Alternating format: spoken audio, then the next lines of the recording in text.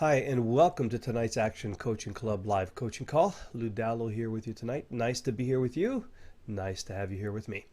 Tonight's call is going to be a coaching call, so we will start with the mailbag. We'll go through and get caught up in some of the questions that were in the mailbag, and then we'll do a round robin question and answer for you if you're on the call live. Now, the mailbag, in case any of you are, if you're new to the ACC and you're not familiar how to send your questions into the mailbag, simply email your questions to lou.acc@powerupcoaching.com.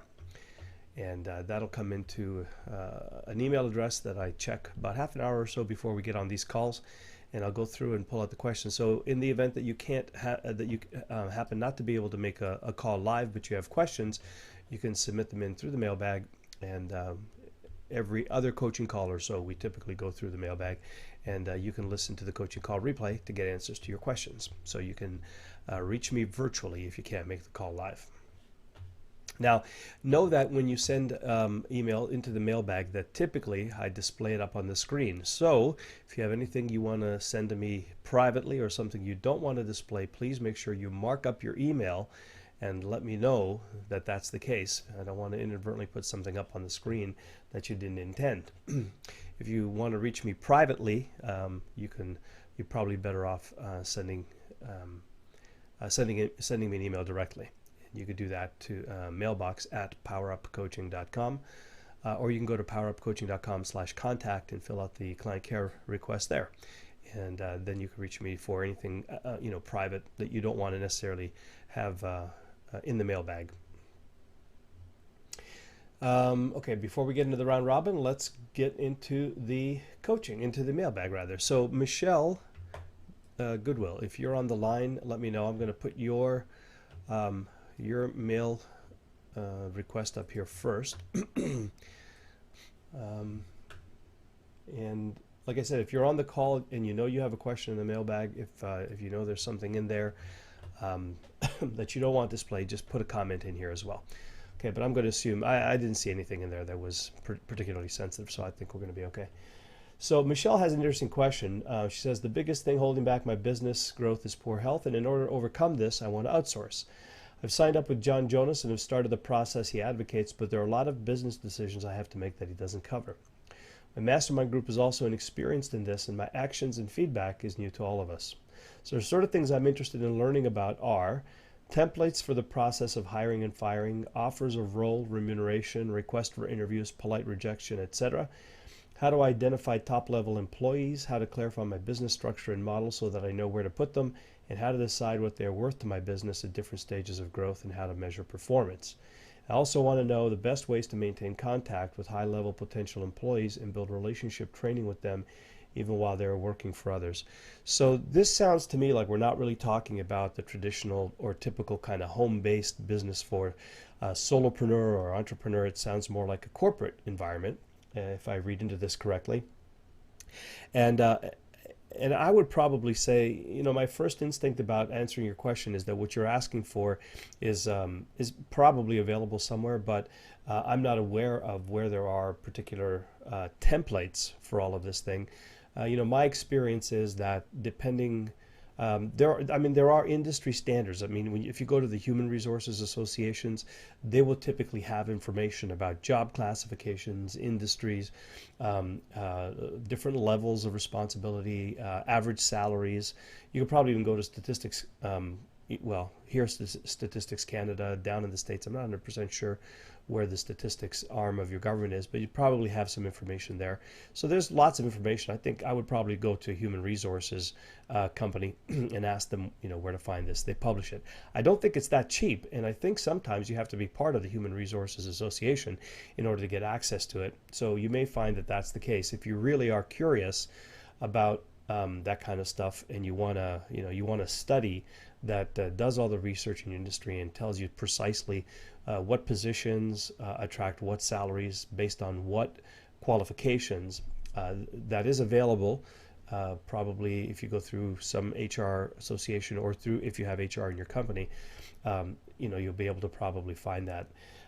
As far as identifying top level employees, one thing I would say is And by the way, you're asking a lot of really great questions, but they're kind of broad and they're kind of generic, and they're probably not going to be a 5 to 10 minute answer. So I'm going to do the best I can to sort of give you some guidance and some place to follow up. But I don't think we're going to be able to answer in detail all of these questions, not only because they're pretty big questions, but also because I believe that every company is unique, and the way that you structure it should be based on what you need to do rather than, in the old days we used to have an organizational structure and then we fit people into it.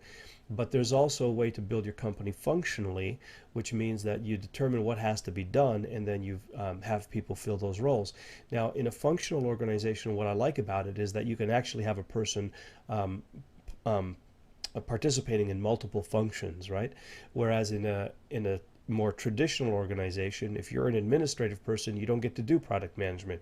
If you're a product manager, you don't get to do sales and marketing, so there's a very clean-cut delineation between the organizational structure. So my personal preference is to organize functionally, and I like to have sort of a network of functions so that and I like to have people working in multiple functions so that they train each other, they learn how to run the whole business, they're capable of picking up when someone's not available and filling in the spots, and they have a broader perspective of the organization.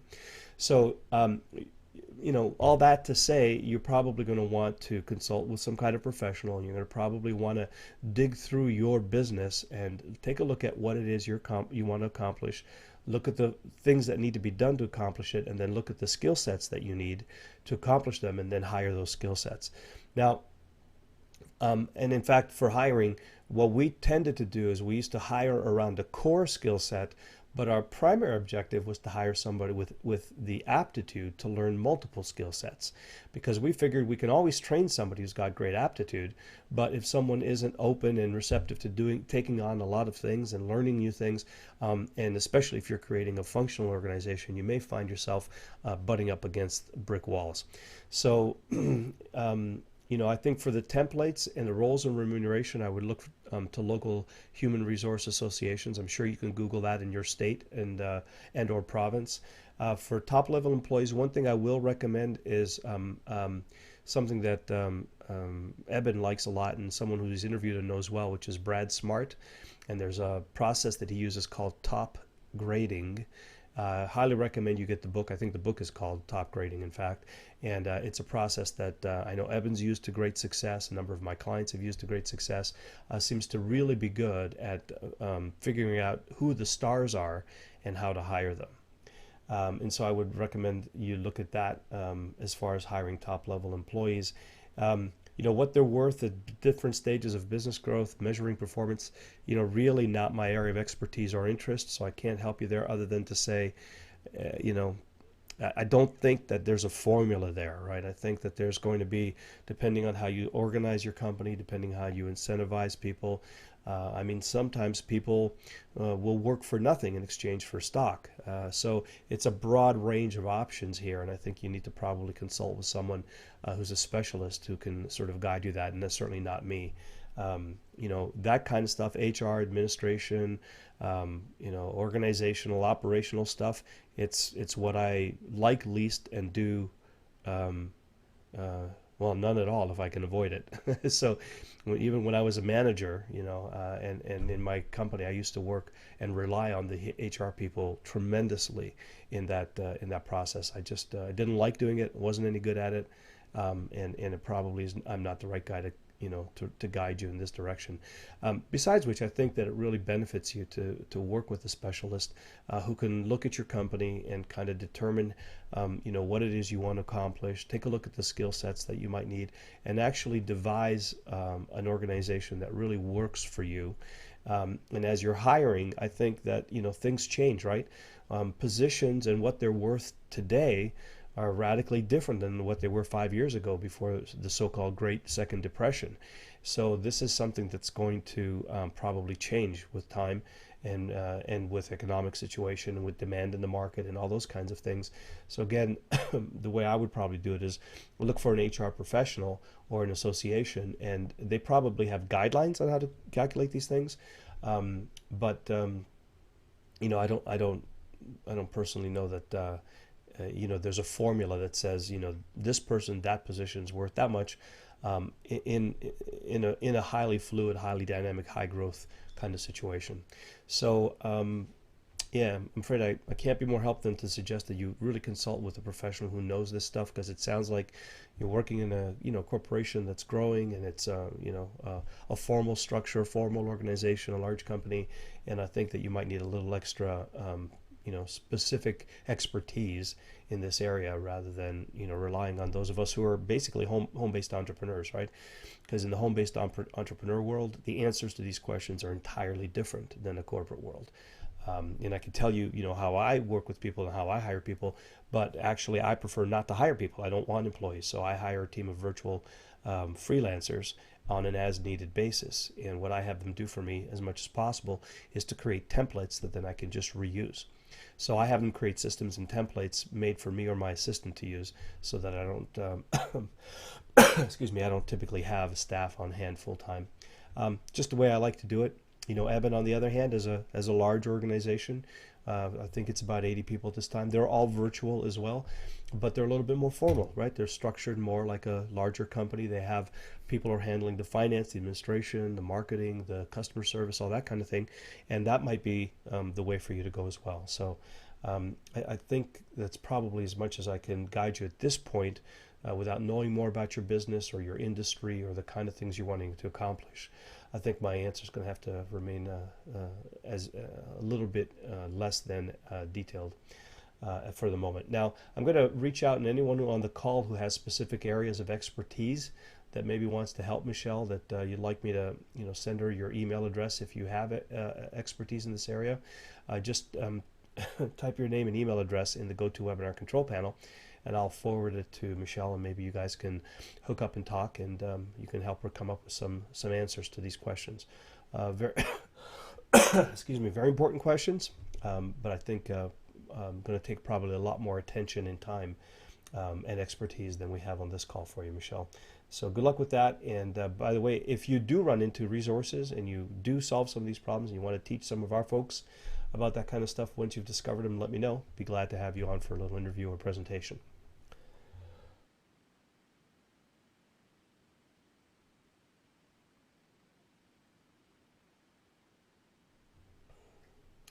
Okay, Mike, looks like Wertheim. If you are on the call, I think I may have answered this the last coaching call, but I'm not 100% sure, so I'm just going to put it up again.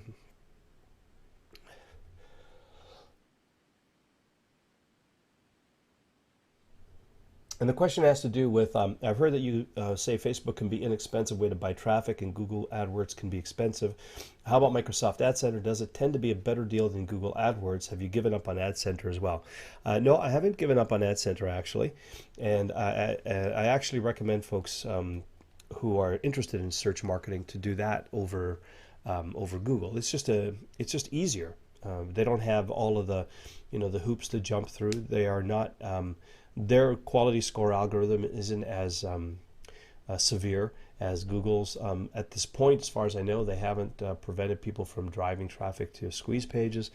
You don't have to worry so much about organizing campaigns, groups, and keywords and all that kind of stuff as strictly, so you can get up and running faster. And yeah, so I think Ad Center is a pretty good alternative. Does it tend to be a better deal than Google AdWords? Generally speaking, because there's a lot less traffic, you'll find that the prices would typically tend to be lower. But remember, it's an auction, right? So in any given market, if there's enough interest, enough competition, and enough people bidding for those keywords, you may find that it'll cost you as much or more than Google. That's just sort of the nature of the beast for an auction process. You would think that with being a smaller search engine, that they would probably, because they don't have as much traffic and as many viewers, that they probably couldn't command as much in terms of auction, in terms of bid prices. But ultimately, it's up to the bidder, you and me, who are bidding on those clicks. If we are quite happy paying $10 a click because we know every click means, every $10 click turns into $100 of profit, then that's the price of that that click, that's the cost per click. We determine it through an auction process. So I guess the answer would be, generally speaking, I like to think it's going to be less expensive than Google, but I'm not sure. But on any individual keyword, it's not necessarily true. Another thing that you might want to consider is I was recently in a mastermind meeting with a bunch of folks down in Las Vegas, and one of the guys there was Mike Hill, who you may know. He's really, really smart guy, and he works with AdWords and media buying and CPA and CPV. I mean, for him, paid traffic is I mean, talk about a guy who knows it dead to rights, and I think he's spent hundreds of millions of dollars in advertising on various networks for himself and his clients. So he's a real pro. One of the things he was saying, interestingly enough, is that there are so many people that are fed up with Google at this point, and there are so many people who have been closed down by Google that, interestingly enough, there's a lot less competition for the keywords on Google, and it's not a bad time to jump back in if you want. If you're in the market, it might be a good time to jump back in and test what your keywords are going for now, because there are a whole lot fewer people bidding on the keywords. Now, and I haven't been doing any Google advertising for a while, and as you may have heard me say, they shut down my account recently as well. So I haven't been able to get back on lately, but I don't do a lot of keyword advertising anyway. However, here's what I do know is that Google AdWords 5 years ago was a lot easier to get into and to bid on than it is today. And in those days, there were a lot of folks like me and you working from home. The internet was a little bit in its Wild West days, and there weren't a whole lot of people who had Google AdWords figured out or didn't even know the value of it. There weren't a lot of people that knew how to convert from Google AdWords to lifetime customer value and so on. And in the past 5-6 years, that's changed a lot. So it's gone from that kind of Wild West, skin of your teeth kind of approach, where very few people, it was unsophisticated, let's put it that way. There were not a lot of proven systems. It wasn't sophisticated. There wasn't a lot of volume. So even though there were a lot of us individually bidding on stuff, overall the volume was fairly low. Well, today that's changed quite a bit. And so with a lot of the direct marketers basically being put out of the game, because I think they said they closed something like 1,500. I don't remember, it's 1,500, 15,000 direct marketer accounts. Now that you can't you can't drive traffic to a squeeze page. Now that the affiliate marketers have to work a lot harder to build sites that they can drive traffic to, and actually now that a lot of affiliate marketers suffered the fate that I did, which is my story for getting the account shut down is that I ran an ad that I taught here in one of our courses, Guru Coaching actually, about a year ago in 2010. And in the process of teaching the ad, I just looked up, truthaboutabs.com, and I used that in the ad. Now, I didn't assign any keywords. I didn't run the ad. I just taught it during the tutorial. The ad was paused. It was not running. But because it was in my account, and this is as of 2010, okay. Now that Google changed the terms of service and decided that they wanted to go after Truth About Abs because, for whatever their reasons were, they now sort of blacklisted Truth About Abs. And what they did was they went and they said anybody who had Truth About Abs in their account now or, forever back, as long as that link was in your account, we're going to shut you down because you're pointing to a page that is non-compliant. And the only way that you can get your account back is to make that page non-compliant. Well, I talked to the guys at Truth About Apps, and they said, we're not changing our page because that page converts like crazy, and it's not worth it for us to comply with Google because we have so much traffic coming from so many other places. We're making a lot of money. The videos that are working, we do not want to touch it. That's our gold mine. And so, basically any affiliate who was marketing to that page is now essentially out of business as far as Google is concerned, right? So now, I wasn't an affiliate marketer for Truth About Abs, but I did point to their page in the ad that I wrote here. So basically, if I had been an affiliate marketer and my business relied on it, and I had multiple vendors that I was representing, and there are a number of them who now violate the terms of service of Google, basically I'm out as an affiliate marketer, Google just shut me down. So if I had nothing other than Google AdWords to drive traffic to that affiliate program, I'm basically out of business. So where are we going with that? Right. So because of that, there's a lot of direct marketers who are not there. There's a lot of individual people who are not there because it's gotten very complex. There's affiliate marketers who are now out of business, and there are people who are getting their accounts shut down. But what's happened is the bigger corporations are now saying, hey, those guys made a lot of money. And this Google search thing works really well. And look at all the tools that there are now. And oh my God, if we dominate this market, we could add billions to our bottom line. So what's happening is there are large companies with a lot of money and sophisticated tools and with high paid experts who are dominating the search engines right now. And they don't care what they pay. Because listen, if somebody's willing to spend, $500,000 on 30 seconds of a Super Bowl ad, what do they care about spending $100,000 a month on Google AdWords, right? So even though this is kind of my perspective, even though there are fewer players, I don't think it's necessarily going to be cheaper. Now, I trust Mike, and I would be willing to try it because he says so. But my instinct is I just don't know. On the highly competed markets, I think those large companies that are in diets and credit and debt and all those huge mass market opportunities, I don't think they have any problem paying $3, $4, $5, $6, $7, $10 for a lead because they've got ways to turn them into massive profit. And if that's the case, then no matter how few competitors there are, the fact that they are that big and they are bidding that high means I have to bid that high if I want traffic. So so I'm still a little bit uncertain about that, but it may be worth a try simply because if Mike says so, I'd be willing to at least give it a try. So that's kind of my sense about it, and I think that those people who are that sophisticated are probably spending as much money on Google AdWords as they are on MSN Ad Center. So I just don't know that you can necessarily get a cheap click and if you can, it's probably not in the major markets, and it's probably not as easy as it used to be. So if you're in a smaller market, a smaller niche market that's active, but it's not big enough for those large companies, that would be probably the best situation to be in if you wanted to go back to Google or try Ad Center at this point.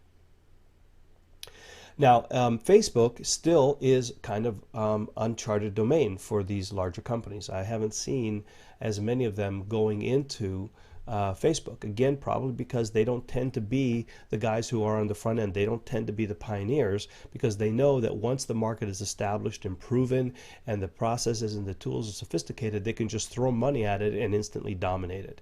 So I think there's still probably a little time on Facebook before the big guys start to figure out that that's a good opportunity as well. So that's why I tend to prefer Facebook. It is still fairly inexpensive, but again, that's changing as well. And especially if you're doing cost per click, you may find that the longer you wait, the less difference there will be between Facebook clicks and AdWord clicks. So so if you're going to jump in quick. Okay, hopefully that answers the question. And Mike, if you're on the call and you have any further questions, let me know. I don't actually see you here, but hopefully that will help you out. All right, next question from Joshua. Joshua says, I'm an Action Coaching Club member and had a quick reference question. In one of the videos you talk about the 20 plus major niches we should be looking into. Can't find that list anywhere. Can you help me out or point me in the right direction? Thanks, and I'm enjoying the program. Thanks, glad you're enjoying the program. This was part of something that Eben did. I'm trying to remember what launch it was. Does anybody remember? It's the one where we talked about niche marketing. Was that the Guru? Was that the Guru Blueprint?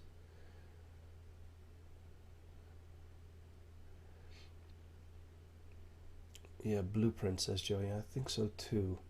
Now, let me just see. GuruBlueprintBlog.com. Okay. Registration is closed. Content is cache. Here.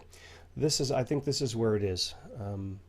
How to identify and target highly profitable information niches. And I think it's in the niche exercises that he talks about the 3 major niches, which are, money, relationships, and health. And then he drills down on sub-niches within them. I think he mentions 29 different ones. So I think I would go here, and if you want more free training, read this. Yeah, so I think you just need to opt in or something, and you'll get access to all of the different posts. There you go. Okay, I'm pretty sure it was Guru Blueprint. Now, this niche exercise doesn't seem to have the list of the 29, so it might have been a later one. Let me just see. Yeah, start here, if you would, and then I think what I'm going to do is I'm probably just going to think about this. Is anyone? It's in the blueprints, says Julie. Has the niche marketing stuff. So Julie, that's what I was looking at, right? Prevents real money. What part is the blueprints? Content is cash. Download the exercise.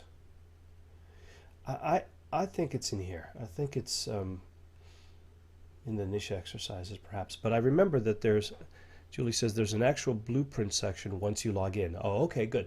Okay, great. Oh yeah, but you're talking about the course, not the launch, right, Julie? Right. Okay. So if you sign up for the course, Guru Blueprint, then it'll be in there. But I'm pretty sure that he made that available also as part of a launch. So I guess what I would say is start with this, and log in for the extra training, and I think you'll get there. Tell me what did Eben launch after Guru Blueprint? You guys remember? Wasn't Mastermind? Wasn't Self-Made Wealth? You know what? Let me make a note here to look this up, and if it was part of a launch process, I will point you to the blog where it's still online. Okay, guys. But I think if you start with this, it'll get you started. Okay.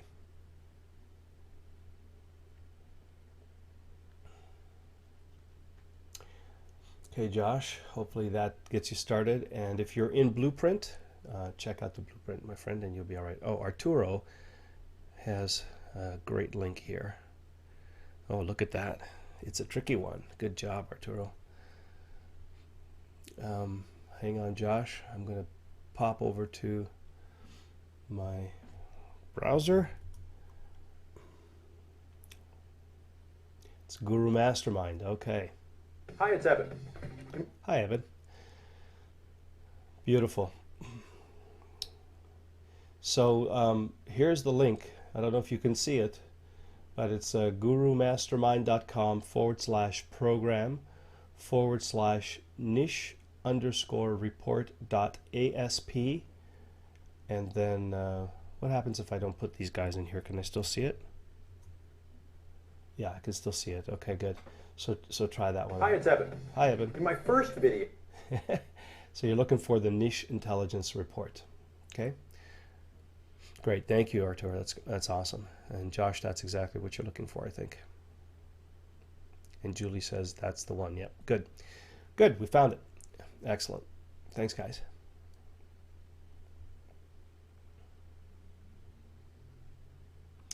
We can close this down. The next question is from Johan Romano. And Johan says, "Hi Lou, it's a pleasure to hear you." Thank you, Johan. I hope to hear you someday too here. I have trouble to create my first product. It'll be about beating procrastination and how to get motivated every single day. Oh, I think we talked about this last week too, right? Not sure, but let's see. It'll be a video step-by-step product. Nevertheless, I have trouble to make a choice about the frequency of the content. For example, I know it's better to work on one habit each month, so I can make a course using the 7 best habits to implement in order to automatically motivate no matter what. However, people will charge $4.97 to $9.97 for that program. So I feel it's better to give a lot of content even if people will not do all the steps required. What do I think? Well, I, I think if you're asking me to do one habit each month and improve it over 7 months, I probably won't buy your program because it takes too long. Um, I think I would probably look at getting results faster.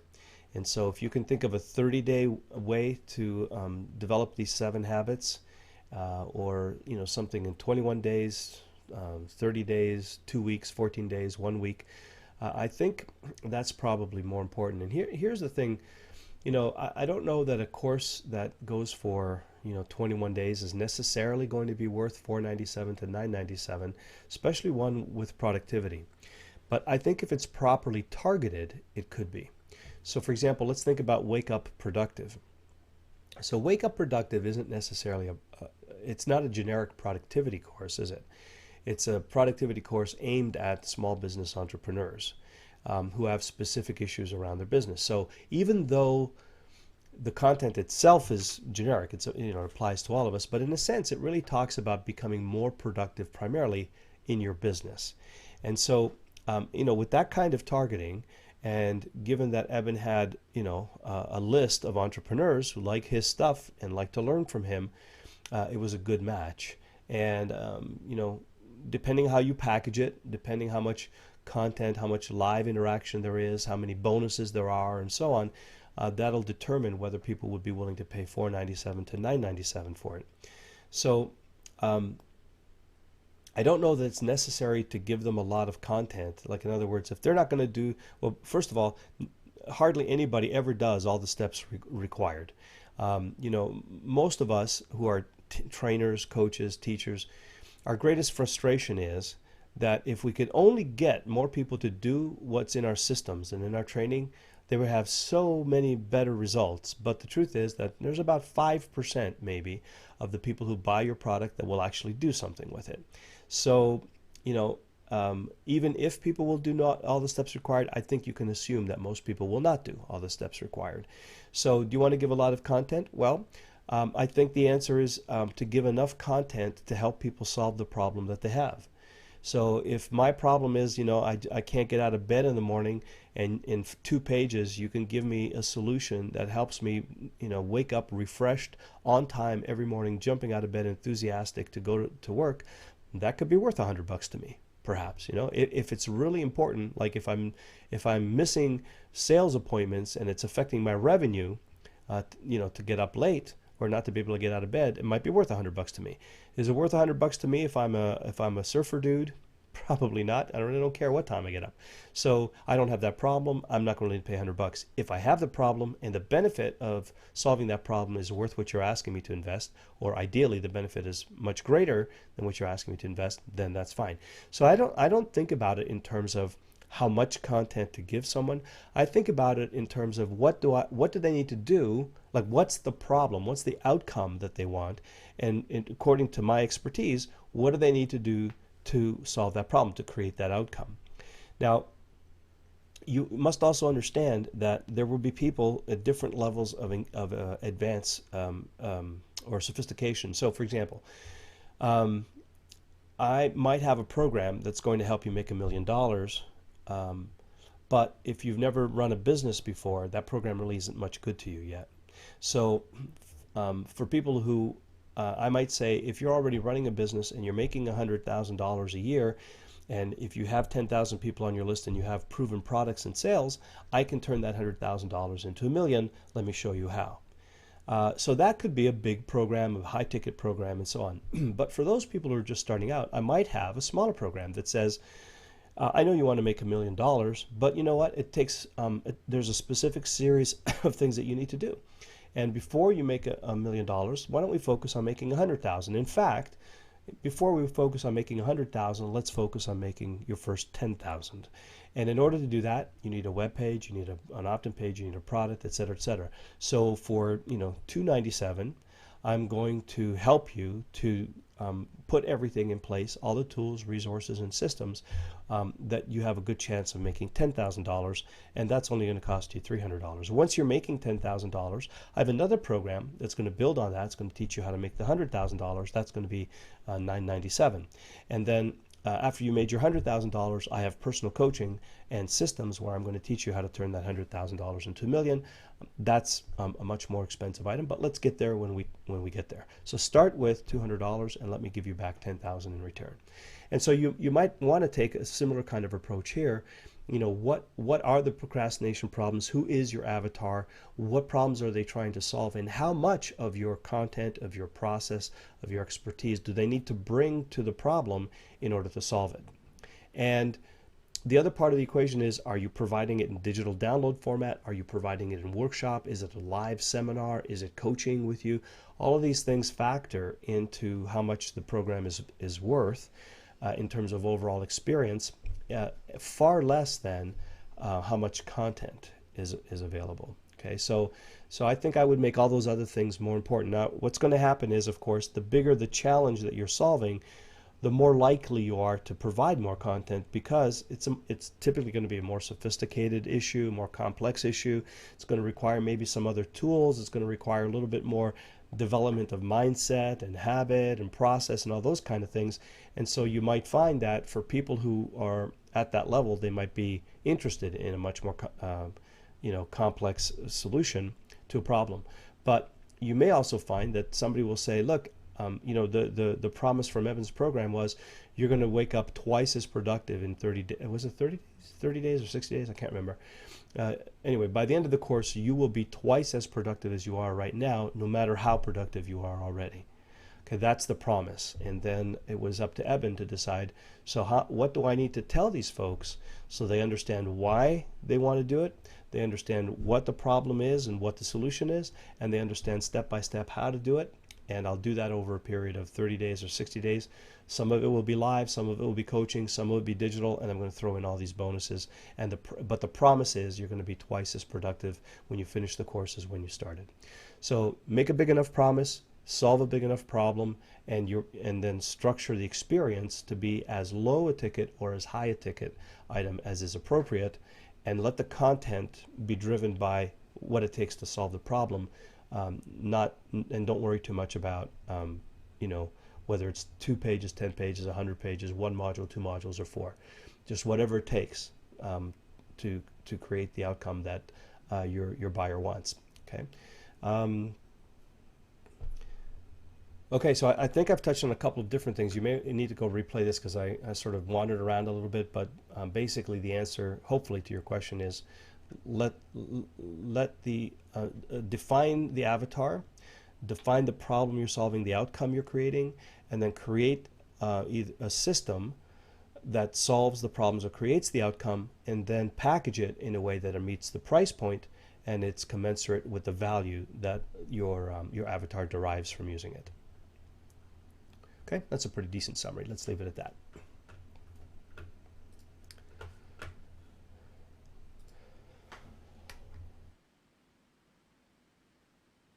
Okay, Michael Nova says, just finished the organics food survey and was wondering if you could take a look in tonight's call. Okay, let's have a quick look.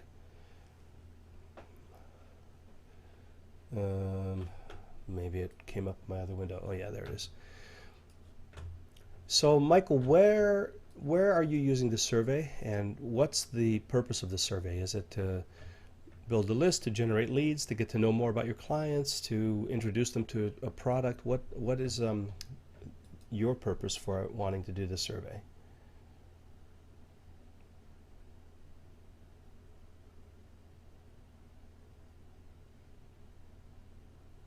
Can you speak? Yeah, absolutely. I think I got you here, Michael. Let me just see.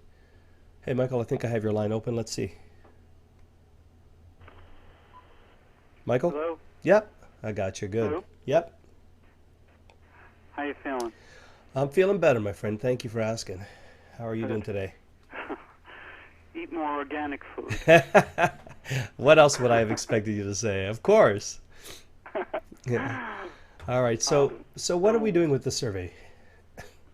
Well, number one, I wanted to ask you if I could paste in the Facebook link because it has a little picture and stuff like that. Is that okay to do on your Facebook page? I'm sorry. What is it you're wanting to do?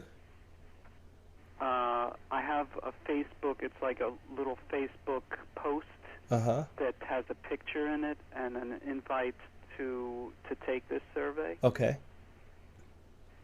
And you're asking if it's okay Can to I do that? post that? Can I post that for you? You can, but I'm not on Facebook.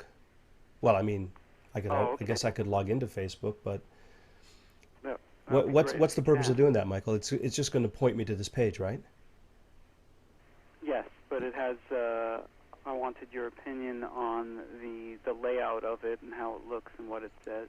Okay, well, let's hang on for that for just a second. So let's talk Okay. a little bit about tell me more about your intention for the survey. What was the need for it? What was your desired outcome for it? Well, this is part of Eben's Guru Mastermind, so he suggests that you do this in order to gather information from people to find out what they want, what you should focus on, what people want to know the most, Uh-huh. and then address those issues in the product. Okay, so it's kind of like getting to know your market, right? It's more kind of a market survey Yeah. kind of thing. Okay. Mm-hmm. And Yep. and will you be sending this primarily to your list of existing subscribers, or are you just going to how are you going to drive visitors to this page? Well, Eben suggests both to your current list and to anybody who might be interested. So I'm going to try to market this to anyone who's interested in organic food, Okay. which is the Facebook. It's like it's not. It could be an ad, but it's. I was going to first post it to friends pages and maybe create an ad out of it as well. That was like the first step of it. All right. Um, so here's my take on this. I like what you're doing. I like the idea behind it. A couple things I want to just sort of tell you. I'm getting a little bit of a hit around. So, number one, and I've said this before, and I know that doing surveys is a great way to do stuff. But my experience with surveys is that until and unless people get to know you and like and trust you, and until and unless there's something in it for them to fill out the survey, that the response you're going to get is going to be fairly low. And especially on Facebook, like unless people are following you, putting it on Facebook, if you don't have followers, I don't know, what do you call it, fans on Facebook? I mean, chances are maybe your very best friends will fill this out because they care about you, but will your market fill it out? I'm not sure. If you have an active fan page and people on that fan page are interested in organic food, and you have a community that's discussing it all the time, and then you put this out there, you're bound to get more response, let's say. And if you have a list and they're used to getting information from you and getting value from you and so on, and then you put something out like this and you say, hey, I'm really looking for new ways and better ways to constantly give you relevant and valuable information. You can help me to do that by answering just a few simple questions. If they know that they're going to continue to get great information from you as a result of this, or even especially if you give them a little incentive, like, hey, fill out the survey and I'll give you this special report, or I'll teach you this new thing that I'd learned, or whatever, you're going to again get even better response. So go out with what you got now.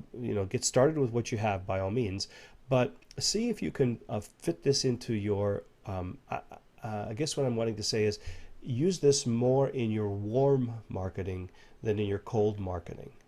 In other words, people who are cold don't know you yet. You drive people from an ad to a survey, you probably get close to 0% of the people answering the survey, because most of the time there's no reason for them to do it and they don't know who you are. So when you choose to use the survey, think about, as much as possible, putting it in your flow, in your communication or marketing flow, for people who already have received some value from you, that they know you a little bit, and that they can see the value of helping you to get these answers, because there's going to be a benefit in it for them. Now, if you're not there yet, that's okay. Start where you are, but see if you can work your way towards using surveys primarily with warm leads, and I think you'll see more people taking you up on it and more people responding to you. So you're suggesting I start a Facebook page for people that love organic food? Or I would, yeah. I think what I would probably do is, and what I've been doing with a number of my clients, in fact, I have one client who, just recently went into a market. I think we've been working together for 3 weeks, 3.5 weeks, and he's got over 5,000 fans on his Facebook page right now. We just did a little bit of, strategic advertising, and now it's, and all those fans are very active, and they engage with each other, and they engage with my client, who is the owner of the page. Whenever he puts something up, a video or a piece of content or something, lots of comments, lots of community around it. So now when we start asking them to, buy things or to do things like fill out surveys or to come to webinars, we get a much better response. We're going to get a much better response than had we, done that before we developed the community. So I would recommend the same thing to you. Develop the community, put up a fan page, get people to know, like, and trust you, and find out. If you can, listen, if you can't get people to like your fan page, you're not going to get them to fill out your survey. Because liking your fan page is a lot less friction and resistance and so on than to actually fill out the survey. So once you get them on your fan page, once they get to know you, once you find out that, hey, there's a lot of engagement here, a lot of people talking about it, then the survey will work a lot better for you. So you're suggesting just start a fan page without an opt-in, just a basic page? Yeah, I mean, initially you could do it that way.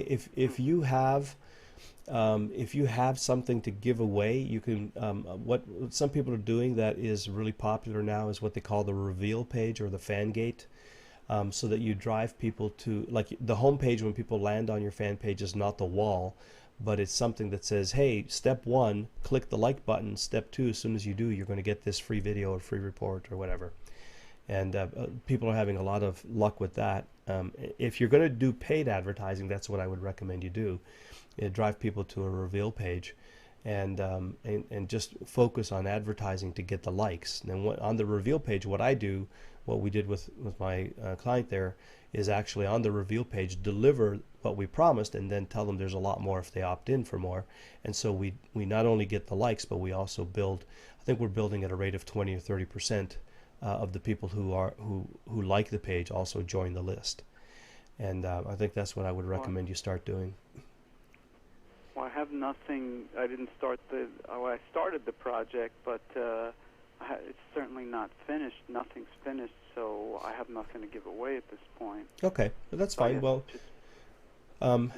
yeah, but that might be something for you to work towards. Like the giveaway doesn't have to be a really elaborate, sophisticated thing. Like, what do you think is the number one question that your market would have about organic food? If they were speaking to you, and you could imagine that your avatar's in front of you, and they were all going to ask a question, what do you think the number one question is that they would ask you? The number 1 or 2 questions?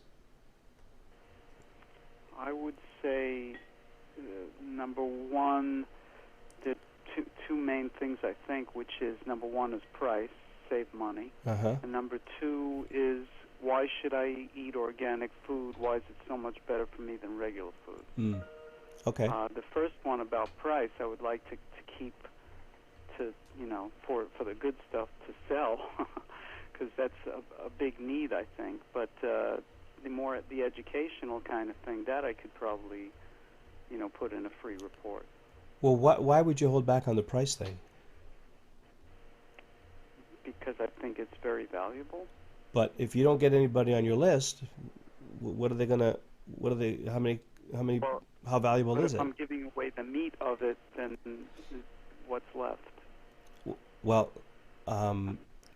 okay, so this is something I want you to really work on, okay? If you have only one thing that's the meat of what you have, you don't have a business, right? I am sure that you have way more to offer than you think you do, and the pricing thing might be one of the things that is your secret sauce. So you don't have to reveal like everything about it, but you could certainly think about writing an article that talks about how people who normally don't think that they can. I think that the biggest challenge people have is exactly that. If you said to me, listen, you could eat organic and not pay any more, you could eat more healthy, you could buy organic foods, and at the end of the month, you don't have to increase your budget, and I'm going to show you how. I think I'd be interested in hearing that, right? So you don't have to tell them your entire process, but you could say, look for here's 3 tips that are going to help you to be able to do a great organic dinner for four on $20, and give them a little recipe or a little something like that. Okay. You're not giving away the whole farm, but you're teasing them into knowing that, hey, you've got a lot of ways that you can help them actually eat organic without spending more money, right? Because if that's what they want to know most, you've got to show them that you know the answers to them. And I promise you, you will never run out of ways to say the same thing, because people will ask you questions, and it will be the same question, but they'll ask it in a different way, and you'll answer it in a different way, and it will seem like a whole different question. And you'll do that forever, I promise you. It's like being a politician. It is. It really is. I don't know if you follow Abraham. Do you know Abraham, the Law of Attraction, and Jerry and Esther Hicks? No. Okay, so Jerry and Esther Hicks. Esther is they talk about Law of Attraction. Some people say they're kind of the early pioneers of the teaching of Law of Attraction, and their shtick, if you will. I mean, some people think it's real, some don't. Whatever side of the equation you fall on, Esther apparently channels a group of sentient beings that collectively call themselves Abraham. And they engage with people at the seminars through Esther. She's the channel, she's the medium. And so people will stand up and ask a question, and then Abraham answers through Esther. Now, I remember listening to one of these things, and one gal got up and she was asking a question, and then Esther or / Abraham answers the question, and she says, "But you keep telling us the same thing, and just in different ways." And Abraham says, "Yes, because you keep asking me the same thing in many different ways," right? And like the whole room lit up laughing, because for 2 hours they realized Abraham was saying exactly the same, like the process, the answer was identical, but because it was asked in a different way and the context was different because the person was different, it actually felt like a whole different experience to everybody. But in essence, it was the same principle, the same guideline, just applied differently. So I think if you trust that, people will surprise you with the number of different ways that they can ask you questions and inspire you to teach them in different ways. And so, you don't have to give away the entire farm, but give them some good stuff that they kind of really get to know how good you are and how much you can help them. All right. So the one last question, because I don't want to take too much time, but the last question I have is, if I'm beginning to realize that there's a lot more to this that I can teach than just about organic food. It's about eating right. It's about sugar and junk food and all that. And I see that as more serialization. But I'm starting to think that what I've been working on for the past couple of months, this organic project, is not only just a part of this, but it might not be chapter 1. It might be chapter 4. And I've missed like the first part of it, which is about sugar and junk food. Do you think that organic food can be the chapter 1 of this, or do you think I need to start from a different location? No, I think you start where you are, and you've gone a fair ways down this road. I mean, you could add, it's like the Star Wars trilogy, right? Came out with 3, then they went to 1, then they went to 2. So you can be, who's that billionaire who did Star Wars? What's his name? George Lucas. Okay. So you can be the George Lucas of organic foods, So I think you're okay. Don't get, you've gone a fair ways down this path. So keep going and see if you can capitalize it and build a list and start to get a little bit of engagement going, and then you may find that sugar is an interesting topic to these folks, or they might lead you in a totally different direction. So let them lead you. Once you develop the community and the conversation, then surveys like this will help you figure out where to go next. Okay, and when you do a survey like this, wherever possible, Michael, try to leave these questions open-ended, because what you want to do is you want to find out in their words what they're interested in, right? So, for example, you don't know whether sustainable earth supportive is necessarily their phrase or yours, and you want them to tell you if it's a priority. You don't want to prompt them. because that's going to really you want to elicit what's in their minds, because that's what you're going to use in your copy and what you're going to use to determine what you talk about and the subjects that you choose to do. Because I might look at this and go, yeah, I want to help independent family farmers, so I'll check that. But if you hadn't asked me, it might not have been on my mind at all. And so I'm kind of misleading you because it looks like I'm interested in that, but I'm not really. I'm just saying, oh yeah, that seems like a good reason, right? So I'm sort of validating your hypothesis rather than telling you what's really important to me. So when you can, leave the questions open-ended and talk about things. Try to get them to talk about what's most important, what's the biggest challenge that they've had, what's the biggest reason they want to go organic, what have they, what are they struggling with that's prevented them from going with organic foods, and things like that. So questions like down here, what worries you, what are you afraid will happen if you don't do immediately? Those kind of open-ended questions are great on these kinds of surveys. And if you don't want a full essay, you can make the box small so that it doesn't necessarily expand. But these are going to be where your gold is, because when they write, they're basically speaking what's on their mind, and that's like X-ray vision into their thoughts, and that's what you're going for here. So the reason I did multiple choice is because it would be less for them to do. They could just do it quickly. Yep. I understand, but if you're doing market research, you'd be better off having fewer questions but leaving them all open-ended. In my Okay. That's my approach anyway. Again, because I really don't want to prompt them. Mm-hmm. So Facebook is the place where I should center my activity on. Well, if that's the way, I mean, it's not a one size fits all, right? But is your market on Facebook? Well, some yes, some no. Mm-hmm. Where else are they? Not necessarily. Yeah. Where else online does your market hang out?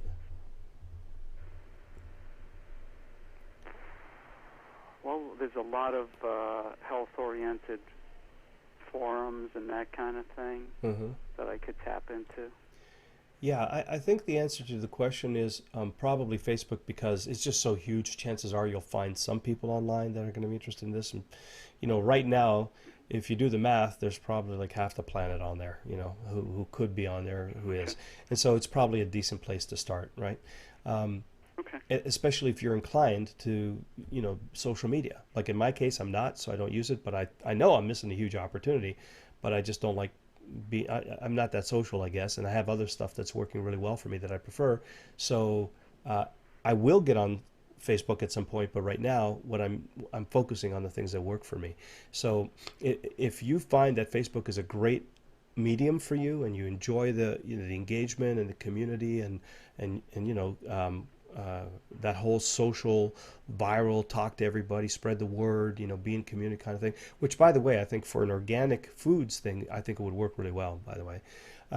Yeah, I think go for that. Why not? It's a great place to start. It's easy to set up a page, and you can start driving ads to that page and building, a fan base right away. I would also recommend that at some point, though, you do have your own blog, because that's going to be the center of your universe. Facebook is not your property, right? And so it could disappear anytime, but your blog is your property. And so, unless it's hacked or something, basically, that's yours. And all of the SEO value, all of the content value, all of the authority value, all of the sales and marketing value stays with your blog. So you want to have a blog and integrate it with your Facebook and your Twitter account, probably. And if you are inclined to doing videos, then that's another great thing to do. Now, whether it's full motion videos or it's slide presentations or something, but something visual adds another dimension and then opens up the possibility of you putting your tips and content and so on some of the video portal sites. But all of those video portal sites, in my view, all of those videos and everything on Facebook and everything on Twitter, those are just lead generators. And what you want to do ideally is bring people from everybody else's property back to your blog or your opt-in page, so that you're building your list in every way possible. So yeah, I think if you're going to go Facebook, I would say Facebook and a blog as soon as possible, and then grow into the other ones as you feel comfortable. Okay. All right. Thanks, Lou. Excellent. Thank you, Thank you. Michael. I appreciate Feel your better. question, and thanks for being here, my friend. Thank you. Okay, Julie. Julie Downey, are you online? Do you want me to open your line? Press star 2 to raise your hand. There you are. Hello. Hi, Julie. How are you doing? Hi there. How are you? I'm feeling great. How are you? I'm good. I'm glad you're better. Thank you. And I didn't have really questions in my email. I was kind of just giving you an update. Okay. And I didn't know if you want me to just tell it. I know that email's just sitting right there. But I'm supposed to start up with the Rockets tomorrow, or at least make the contact. So that was good news for me. Yeah. Congratulations. And, That's awesome. Thank you. Yeah, I'm excited. And I had this is kind of interesting, and I wanted to ask you about using it. I had a high school football player, he's a senior, who found me on YouTube, and then he ended up coming to my website and, joining my list. And he wanted help with exercises to get better at football for the combine, like the 40 and the vertical jump, and they do a shuttle run. And so I finally got him on the phone, and, I went through the whole one-on-one coaching kind of interview where I asked him his biggest frustration or challenge, that kind of thing.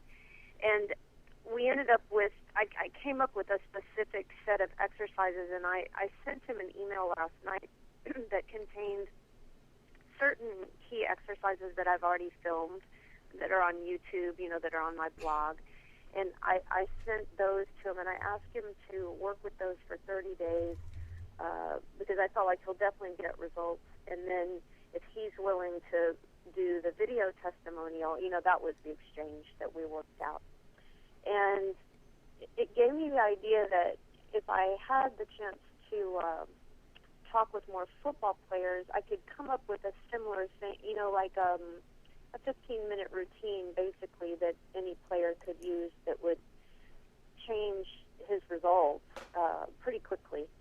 So that's kind of been what I've been knocking around, and I'm continuing to use the Google AdWords tool, to search keywords, and Alexa. I kind of get lost in looking at results on that, and I'm not sure what exactly I'm looking for when I'm looking up those keywords, because if I look and try to figure out if somebody's searching for me, the phrases are pretty general, like baseball training or combine prep, or I don't know if I should be doing more specific things because that's better, because it's better to narrow it down than to get those general words. That's where I get a lot of confusion in terms of if I put a sample opt-in page out there with a little product, a 30 to 45-minute video that teaches you a 15-minute routine, do I go off of the general keywords I'm looking for and assume that, okay, there's at least 1 in 1,000 people looking for this, let's go with it. That's where I just get lost in those evaluating statistics and trying to decide if I'm, going down a rabbit hole or if I actually have a valid test. Okay, so without getting overly complex, because you can't go down a rabbit hole. This statistics stuff can really suck you in. And I know people who spend literally months sometimes just focused on keywords. So when you're getting started, my approach is, as you're testing the market, don't worry too much about optimizing your keywords. And I remember we have this, I don't know if you've heard me say this, make it work right, then make it work fast, right? And so from a keywords point of view, make it work means just get as many keywords that look like they're relevant to your market and that represent, you have to think about it in terms of the people searching. And if you look at that keyword phrase and go, that person who just typed in that phrase might actually be interested in what I have to offer. That's what you're looking for, right? You're looking for searcher intent, and you're looking for relevance in terms of the keywords to your offer. And then the next thing you're looking for is volume of searches. So if there's like 100 searches a month, don't even bother. I mean, don't go any further. You're done. See if you can get at least 3,000 to 5,000 searches a month. Now, if you have 5 keywords, all basically with the same seed keyword, and you add them up collectively, all the long tails, it comes to 5,000. That's okay too. I mean, you don't want to go too crazy, but really, you should do your initial bout of keyword research in like an hour, and just do a broad stroke through it, and get and just really focus on the volume of keywords, the relevance of the keywords to your offer, and try to get the ones that express the user's intent, in terms of, like, if I'm looking for free training videos, may not be the same intent as where to buy training DVDs, that kind of thing. So try to get a sense of, well, what is this person thinking of? And sometimes you can't really tell because they type in just a couple of words. But if somebody's looking for yoga, it's going to be different than someone who's looking for healing athletic injury, right? And so you're I haven't even used the word yoga. Like, I'm kind of moving away from that and using their words. Okay. So, yeah, that's great. If their words, if they're looking for speed, agility, endurance, stamina, power, I use those words, because what I do can give them that. Perfect. So if you do a different first pass search of the keyword, let's say agility, right? And then there's, agility is a car. Okay, that's not one that's relevant. Agility for babies. Okay, that's not relevant. Agility for football players. That's relevant, right? So you pull that out if it has enough traffic, and you do that, and so you pull all the words out based on just your first blush look at them, and that's enough to get started. Because what's going to happen is, when you start putting them into your ads and whatnot, you're going to find out the ones that get traction, because you can spend a lot of time trying to figure out which ones are going to work. But the truth is, you really don't know. You're going to guess right half the time and wrong half the time. So the first pass for me, I just get as many keywords as I possibly can that look like they're relevant, whatever, and then I start putting them out there. Now, you know your market well enough that you're probably going to take a pretty good guess at what the best keywords are. But there will be other ones that you'll discover along the way, and as you do, you start integrating them into your blog posts and into your videos and maybe into your headlines and your advertising and so on. But that's kind of a dynamic set of keywords, right? Because language changes, and technology changes, and even in athletics, the technology of athletic injury or medical kinesthetics or all those kind of things, that changes. So this is going to be an evolution. It's not going to be, I've got my 5 keywords and I'm done forever. But you take your first pass, you take your best guess, start putting them out there, and then notice which ones are getting traction, and then you can start focusing on those and then eliminating the other ones. It's the best way to find out what works. If you have a budget for it, and even better ways to then take what you think are going to be the best performing keywords and put them in some kind of advertisement, and put them right in the headline, put them right in the body, and see which one of the keywords actually get click-throughs, and more important, which one of those click-throughs convert.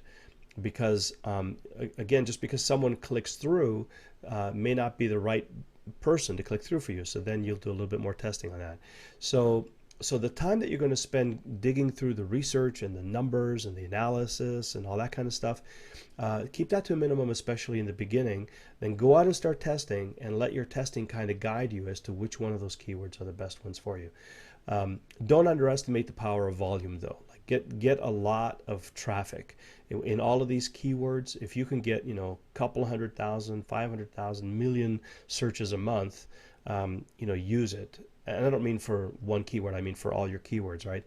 Use all that traffic, because you don't know how much competition there is. You don't know how often it'll show up in the ad. You don't know what the bid prices are and so on. Just do the best you can to use as many as possible. That's going to generate real traffic. Don't spend a lot of time optimizing for traffic with 100 clicks a month, or people sometimes go on the long tail and they say, oh, I've got this 7-word long tail that nobody's bidding for. I come up first and I get all 25 clicks a month. Well, great. 25 clicks and 3 people opt in, and what have you done? Every month you add 3 people to your list. So for in the beginning, stay away from the long tail. That's a great optimization to work towards later. Just take the most powerful, relevant, and highly trafficked keywords that you can afford to work with in the beginning, especially relevance. Okay, if it's relevant to your market, that's the key thing, and just get started with those. Don't let the statistics boggle you. Okay, and then once the page is created, and I've set on a few words that I'm going to work with initially, do you do 2 pages, like an A/B test right at the beginning? Do you set it up 2 different ways, even on the very first get-go? Or do you just go with one? Just go with one, Julie.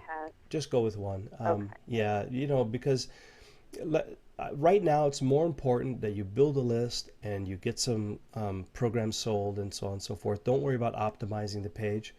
But if it's only converting at 5%, then you've got to do something. You've got to improve it. But work on improving the one page, because A/B split testing is another level of technology that you have to get familiar with, and then you have to track, and you have to make sure that all the advertising from different sources is tracked properly and so on. And I think for me, in the process of get it to work right, and get it to work fast, A/B testing comes after you get it to work right, which means after you figured out who your market is, what the offer is that they're responding to, then you can A/B split test to optimize it, i.e. get it working fast. But I wouldn't worry about it initially. Okay. And then third question, the idea of the webinar, the teleseminar, to have an interaction with the list, right? They opt in and they can get access to the free, because I want to find out if they're interested in that product, that the idea I have for the product would be to interact with them on the free call. Is that the next step, like from getting the page out there, putting a little report that's free or a free video, and then they're on the list, and then sending out to that list, hey, because you signed up, you're, able to take the free teleseminar. Is that the next step in the process, to just keep verifying and making sure that the product I create is meeting the need that they have?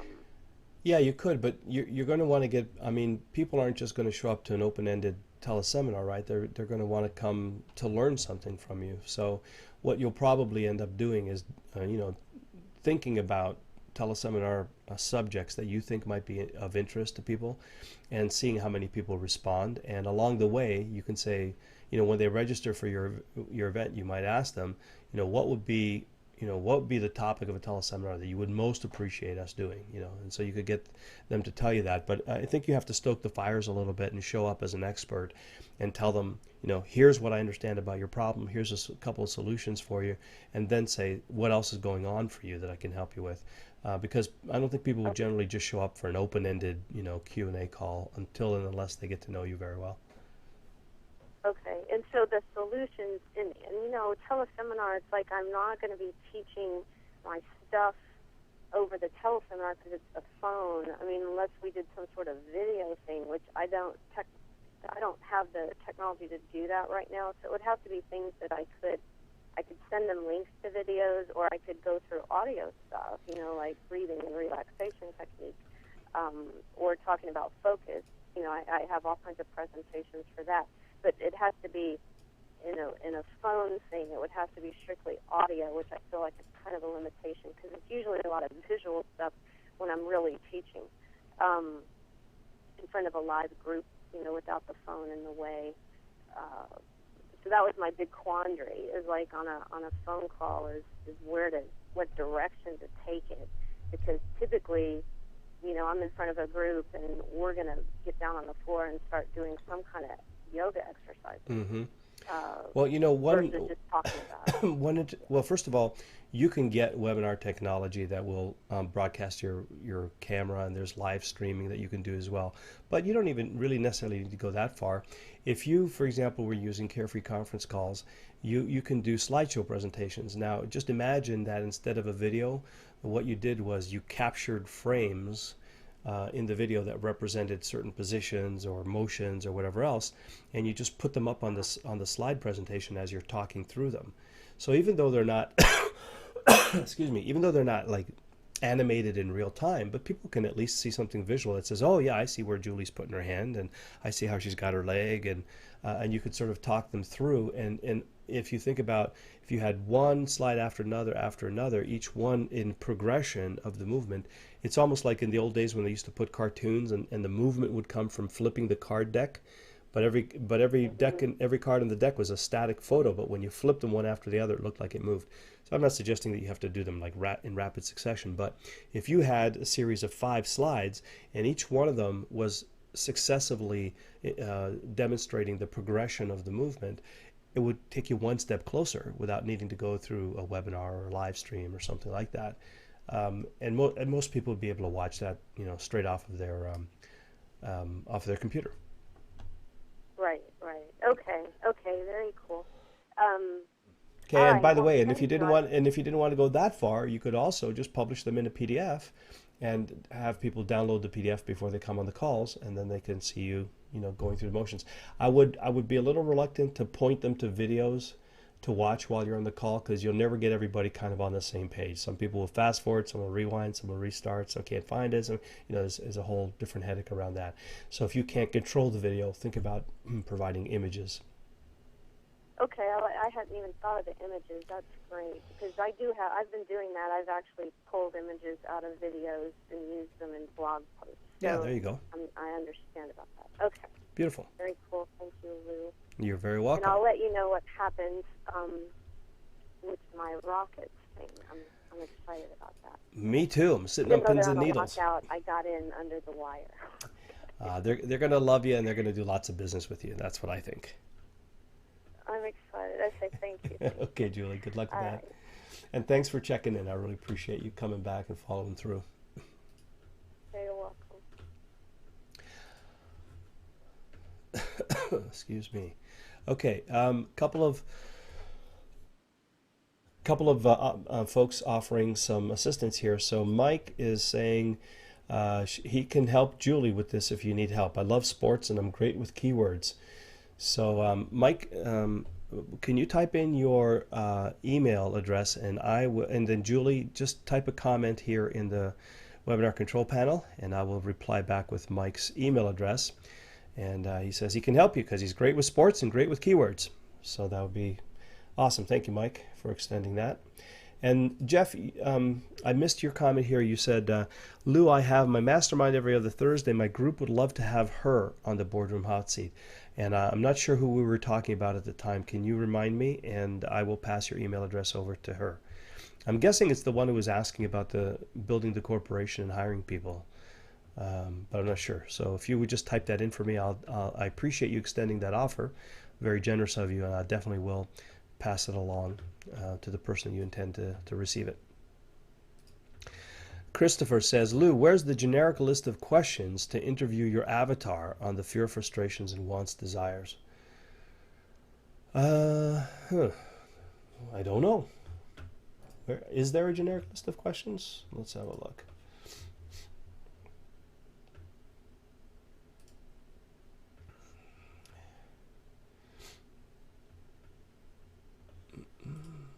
Let me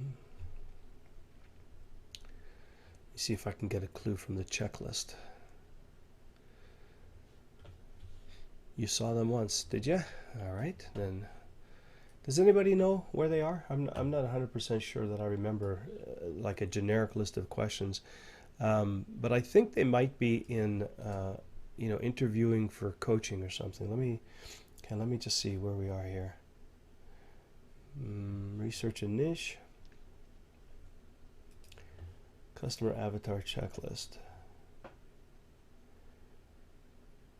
Market research checklist.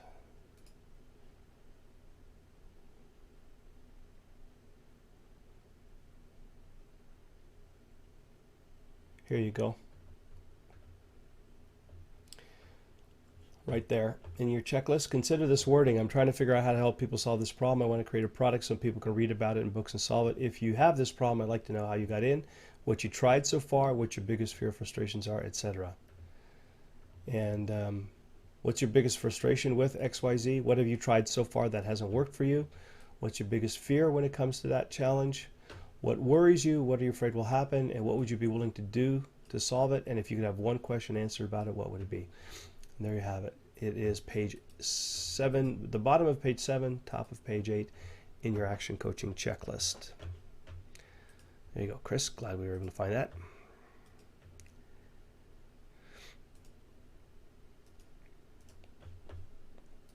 And I think I'm going to keep this open just in case we need to refer to it again. Okay, we've got another question here in the mailbag. Let's hop to that. So we've got, Dear Lou, first thanks for all the very valuable training and sessions and coaching calls. I learn a lot all the time. Thank you. I appreciate that, Marianne. I saw M. Susie. I thought it was Marianne, but I wanted to make sure. Okay, so this looks like you've attached a lot of stuff here, and I'm thinking that this is probably going to work better if we save it to a hot seat, because I don't think I'll have time to answer 7 questions. Really, the mailbag is about asking kind of one question at a time. But you know what I'd like to do, Marianne, is I'm going to save this for our next hot seat, and I'll include you in the hot seat and review as much of this as I can. Let me see if there's anything I can do until then. In the last coaching session with Ellen, she told me to send you mail and ask if you have time to take a quick look at the free content attempt I have made and give your questions on it, as well as your ideas how to use it from here. I have reviewed the web wagon wheel, still have some questions. Yeah, you know what? Also, I think what I'd like to do, Marianne, if you can, and another reason I'd want to do this in the context of a strategy coaching call would be, I think I want to ask you more about where you are in your business and what this is going to do for you and how you're going to use it and so on. Because, you know, to me, the elevator pitch and all these kinds of things, the free content, they're actually important, of course, but, you know, it turns out that the marketing is more important than the content in this regard.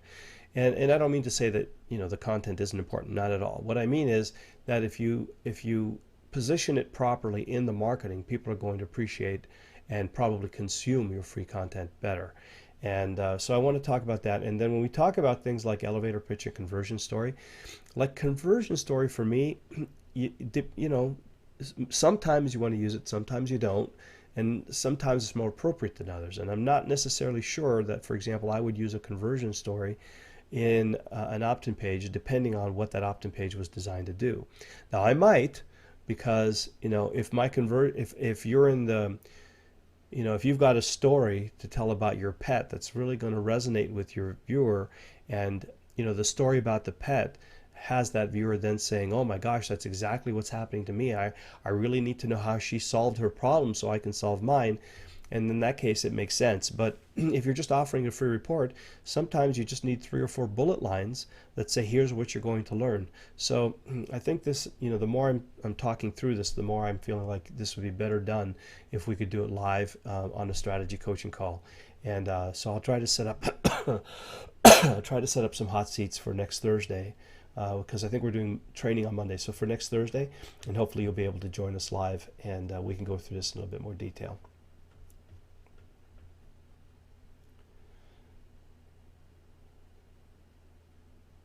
Yeah, and there's just a lot of questions. So I'm gonna look at this. It's going to be difficult for you to attend the live call. All right, I'm going to look at this offline, and I know you're in Denmark, but really, you know, I think the value of you being on the call live in this case would be dramatically enhanced. I think I'll be a lot more help to you. But since it is a pretty long question, I'm going to look at it outside of the call, and if I can answer you, I'll email you back, or, you know, answer your call on our next recording. But I think this is going to take a little bit more thought than I have time available to do properly at this point. Okay. Oh, this is something I wanted to bring to your attention. if you're doing webinar presentations, or if you're wanting to record things on the screen and you need a way to mark up pages, have a look at this. You know, I use Twidla, you probably know that, but I found another little tool that is kind of cool too, which is markup.io. And if we look at this, so this is Twidla, which I use here for us. You know, if I'm ever going to be drawing something on the screen or whatever, I use this tool. But I found another tool which is really interesting, which is called markup.io. And what this does is basically allow you and a group of people to mark up a web page, right? Which is kind of interesting. So if you're collaborating with a mastermind group and you want feedback from your mastermind group about a web page, you could do it using this. So let me see if I can choose a shape to try it now. There's a way I can get this on my bookmark. Let me just see if I can find out. Okay, drag this to the bookmarks bar, which actually I guess I'll have to display the bookmarks bar.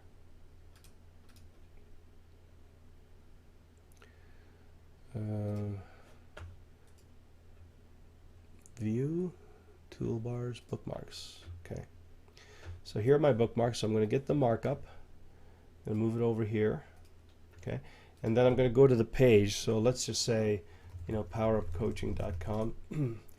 And I could do this, actually could use it even in this context when we do calls. But if you've got a mastermind group, or if you're coaching and you're doing strategic calls and reviews and website reviews for people, then you can have them come onto your markup page, and essentially what you'll be able to do is say, well, I don't think you ought to have this here. Let's move that up here. And then you scroll down a little bit and say, take this ad out of here, scroll here and say, why don't we put pictures here? Okay, so kind of a neat little tool. And then you can change the shapes. So you might say, you know, maybe we need an advertising banner here. Let me see if I can make this a little smaller. There you go. And let me see, maybe whatever, you know, this doesn't need to be there. Change the menu.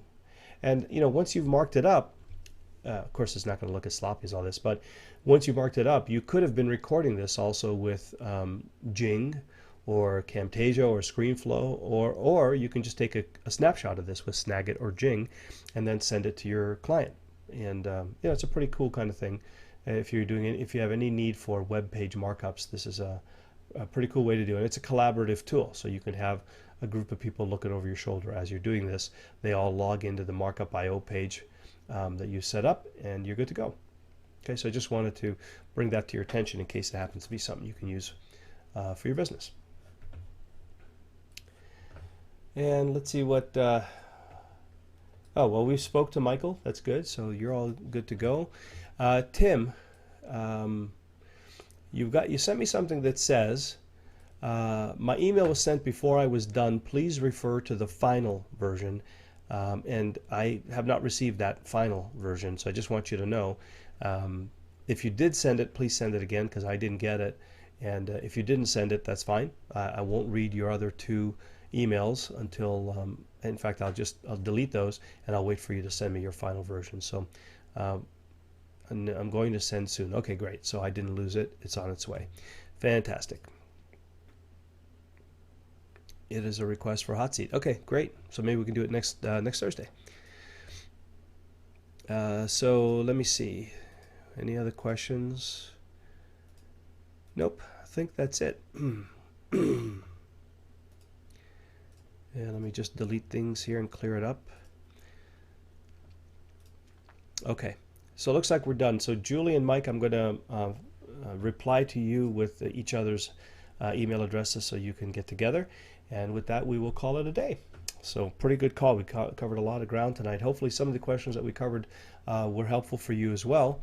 And if you have anything really important right now that you want to ask before we take off, raise your hand or type it in.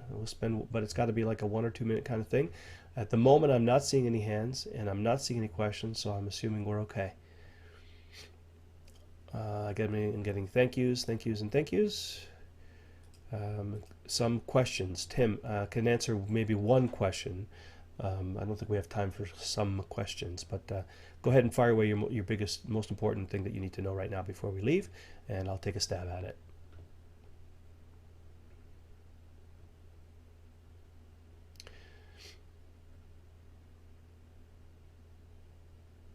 Or you know what, Tim? Let's do this. It's actually past 9:30, and sorry it takes too long. Yeah, okay, great. So just email it to me, Tim, and we'll talk about it next week. And that way we can stay on time with my commitment here as well. So thanks everybody for being here. I hope that you got a lot out of tonight's call. I enjoyed being here with you, and as always, I appreciate you being here. Because you're here, I get to do this work, which is fun and fulfilling for me. So until we meet the next time, go out and have a lot of fun, serve a lot of people, do a lot of good, and make a lot of money. Great being with you. See you on the next one. Thanks. Good night. Bye for now.